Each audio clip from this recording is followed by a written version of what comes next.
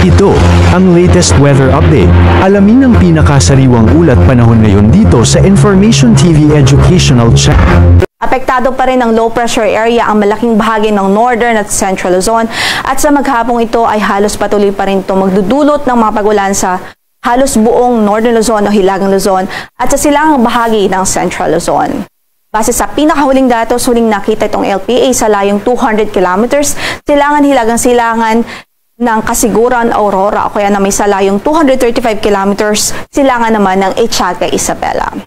Based din po sa ating pinaka-latest na data at analysis, itong LPA ay nananatiling mataas ang tsansang mabuo bilang isang bagyo within the next 24 hours. Kaya patuloy tayong magantabay sa magiging update ng Pag-asa.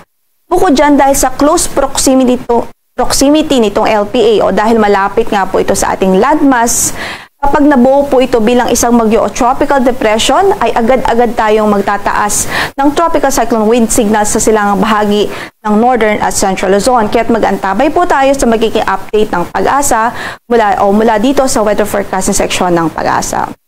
Based din po sa ating pinahuling analysis, within the next 24 hours ay magiging mabagal ang pagkilos nitong LPA at mataas pa rin ang tsansa na lumapit po ito sa ating kalupaan. Bukod po dito sa LPA ay meron din po tayong habagat o southwest monsoon na patuloy na nakakaapekto sa natitirang bahagi pa ng ating bansa. Dito sa natitirang bahagi ng Central Luzon, sa Southern Luzon, maging sa Visayas at Mindanao at patuloy din magdudulot ng mga pagulan sa malaking bahagi ng bansa.